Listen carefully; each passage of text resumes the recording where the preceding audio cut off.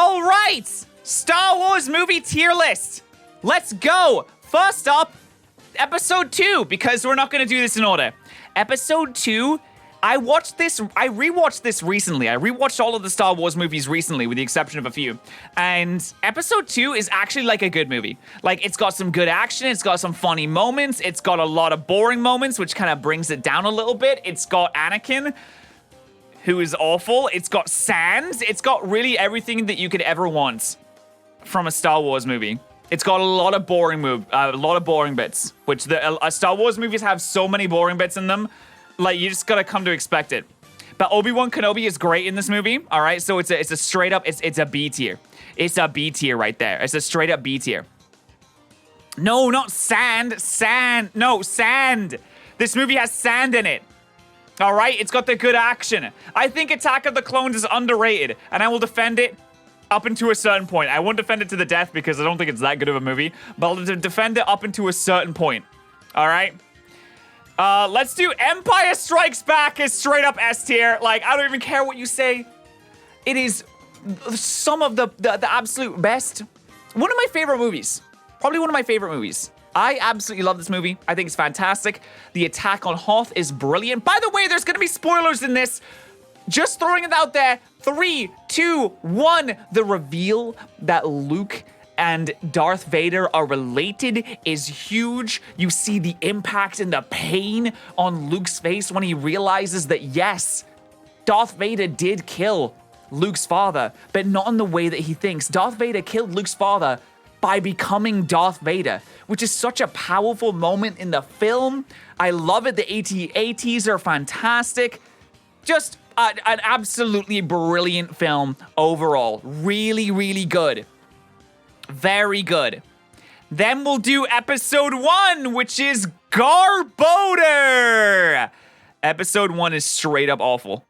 I rewatched it recently. I wanted to die. The only thing... No, actually, I'm going to put it in D tier. I'm going to put it in D tier. No, it's not F tier. I'm going to put it in D tier. The only thing that redeems this movie is, number 1, Darth Maul. Number 2, Qui-Gon Jinn. Those 2 characters are great. They're great in this movie. They are the only redeeming factors. Also, number 3, the Senate procedures. Call me a nerd, I don't care. I liked listening to the Senate procedures. I thought it was pretty interesting, mostly because I'm a politics nerd, but I didn't dislike it. I thought it was kind of cool. But apart from that, this movie is complete Garbodor. The kids are so annoying. Natalie Portman is there, I guess. Darth Maul is cool. But apart from, I can't handle the rest of it. The rest of it is terrible. The fact that Jar Jar Binks even exists is a stain. An absolute stain on this movie. Next up, we got, what is this? Is this Revenge of the, is this the 6th? Is this episode 6? No, that's Return of the Jedi. Is this A New Hope? This is New Hope. A New Hope, honestly, for me, is kind of C tier. I know people like to come and say that all of this original trilogy are the best and the greatest. A New Hope, I know it's like setting the universe up, it's setting everything up for the future movies, but it's kind of sleeper to me. A New Hope is a little sleeper. I mean, it does have good moments. Listen, Obi-Wan's death, I'm pretty sure this is in A New Hope. Obi-Wan's death, very powerful. But honestly, a lot of it is kind of sleeper. A lot of it's due to the fact that it was filmed so long ago because they didn't have some of the, filming technology that they have these days, so it's a little bit slower paced, but I will say it's a decent way to kind of get yourself immersed in the universe. Right? It's a decent way to get yourself immersed. Next up we have, okay, let's divert for a second, and let's divert into bada boom, bada boom, bada boom, bada you. Divert into some of the side movies, which I haven't seen Rogue One. So I can't rate Rogue One, but I've heard that Rogue One is pretty good. I have seen Solo. I don't like Solo. I think that no.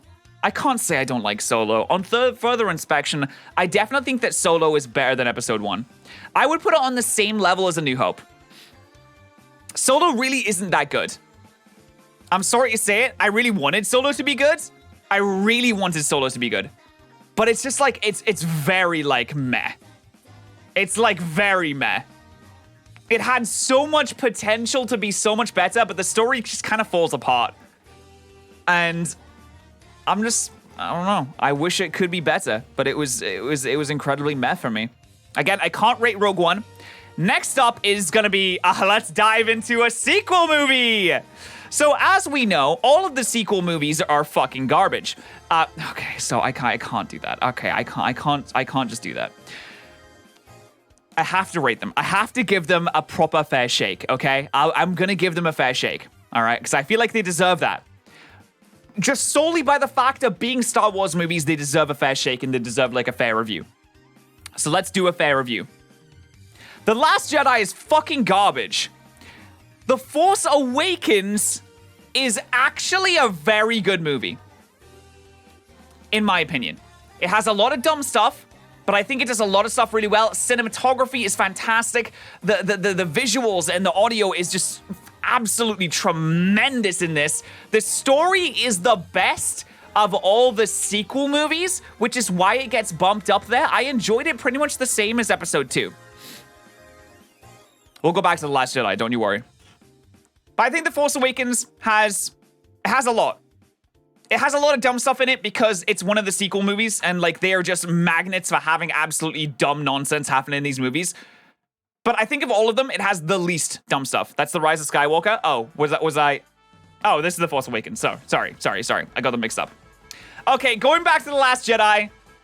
Yeah, okay, I'll give The Last Jedi a fair shake. What can I say good about The Last Jedi? The Last Jedi has that one scene where Luke drinks the titty milk of those weird alien things.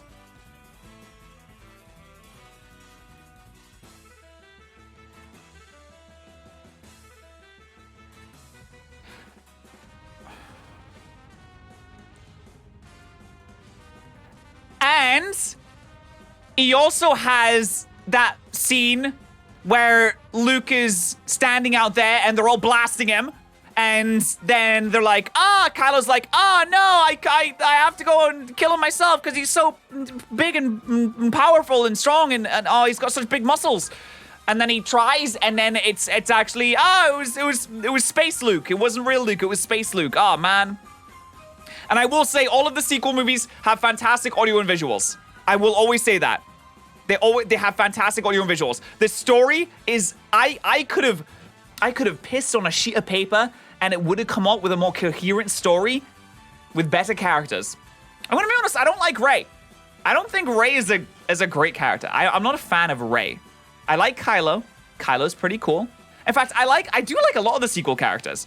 But Rey, I'm just not a fan of Rey. Just something never sat right with me. It's like she was trying to be Luke, but then it never hit the high notes that Luke hit. Just really boring. Just like, oh, you're the chosen one kind of thing. And it was kind of the same, let's be honest, it was kind of the same for Luke, like, oh, Luke's kind of the chosen one because he's Darth Vader's son. So that kind of being the chosen one kind of thing is a little bit boring to me, I'm not gonna lie. So that's why I found the other characters a little bit more interesting. Like Finn was a cool, interesting character. I wish they kind of went more in depth with Finn because they did pretty much. He was a deserter from the Empire, and they didn't really do anything with that. They were just like, oh, he's a deserter, now he's a good guy. They could have done so much with that connection to the Empire and that connection to the First Order. Also, why did they just do Death Star 2? Why did they do Death Star 3? Like, that's so boring. It's like they were just trying to recreate the original movies. But they shouldn't have. They should have done their own thing. They have their own Darth Vader. They have their own Death Star. They have their own Empire. They have their own Luke Skywalker. Like, they have their own fucking everything. They could have done their own thing. They were just like, let's just redo the original trilogy. But it's like, you could have done something new and interesting and cool, and you chose not to. Where did the First Order come from? This annoys me so much. Emperor's dead. Empire is falling apart. Oh, there's probably gonna be major repercussions for this. No, it's okay. We'll just rename it. We'll just rename the Empire. It's the First Order now. Okay, where did they come from? I don't know. They're the remnants of the Empire. Okay, and they have all the same they have all the same tech and power and influence. In fact, everything is just the same. Everything. There was no repercussions whatsoever for the Empire falling. There was none. There's no repercussions. Luke might as well have just gone to Dagobah and just chilled out there. Also, Snoke. I'm so pissed about Snoke. I forgot about Snoke. Oh my god, I forgot about Snoke. In The Force Awakens, they were like, Snoke is amazing. He's big and scary. And we're like, oh, dude, Snoke seems like really sick. Like, where did he come from? What's he all about? Oh, dude, I can't wait to find out more about Snoke. And then he just got zapped. In this movie, he just gets completely comstered. I will say, the fight that they have against the Red Guards is kind of cool. That's a good fight. I don't remember which movie that's in. I'm so disappointed with Snoke, though. Anyway, moving on to the Rise of Skywalker. The Rise of Skywalker hurts me. Physically hurts me. This is... I know I said I could have pissed on a piece of paper and written a better story than Last Jedi. The Rise of Skywalker physically hurts my brain to think about. I hate the story of this movie. The visuals are amazing. The audio is fantastic. Some of the characters are pretty good. What you're watching is cool. The story of this, I genuinely don't want this movie to exist because the story is so bad. The Emperor's back! Why is the Emperor back? He didn't die. The Emperor didn't die? Is he what? Why didn't the Emperor die? The Force. Okay. Where is he? He's on a special Sith planet that no one can find. He's on a special Sith planet that no one can find. Okay. Cool. He needs like a special IFF to get there. Yeah, and he's got a whole fleet. He's got a whole fleet of like Omega Super Star Destroyers, and he's gonna blow up all the planets with it. Okay, where did he get that from? He found them. They're buried. They're in the planet. He found them. He found them. To the Rise of Skywalker, they're just there. They're just hanging out. One specific question. Yeah, and Palpatine? And also, Rey is also related to Palpatine. Rey is related to Palpatine too. Oh, no. Okay, go. What? Rey is related to Palpatine? Why is... Okay, where did they find this fleet from? They have this super advanced Omega tech, and they buried it in a Sith planet that no one can find? How did they fuel this? Where did the crews come from? How did they build this tech? Why the fuck did they bury it? What sense does any of this make? No, there has to be a big... They have to unify the galaxy. They have to unify the galaxy and go to the planet that no one knows fucking exists to fight the Super Omega fleet that they somehow just have. That's way stronger than anything the Empire ever had. Because we have to up the stakes somehow. And we can't just do another Death Star. So we have to do a Death Star on every ship in this fleet that they just have, that they just spawned out of nowhere, that they just have resources to sustain on a planet that no one knows fucking exists, that has no resources in and of itself. And they buried them. They took a fucking shovel and buried them. And also, Rey's related to Palpatine.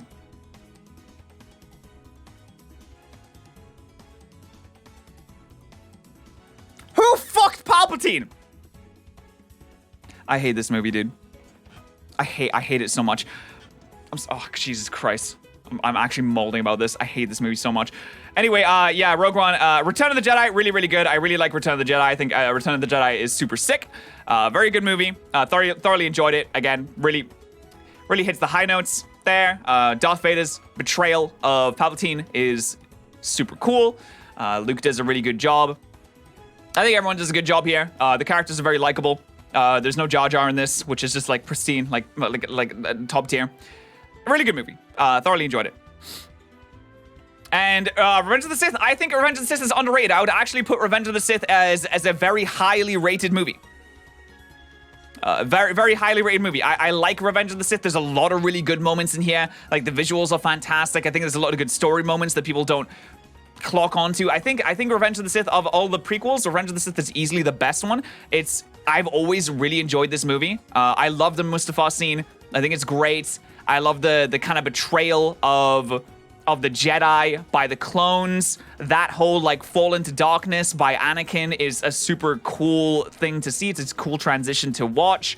The introduction where they're flying through the space, they're fighting the droids. I think it has some really, really good moments. It has a little bit of sleeper moments, but it has some really, really good moments. So Revenge of the Sith, definitely top tier. Definitely top tier. I don't know if I put it in S tier, but it is definitely top tier movie. I'd actually put it ahead of Return of the Jedi, personally. Anyway, that's my Star Wars movie tier list. I hope you enjoyed it.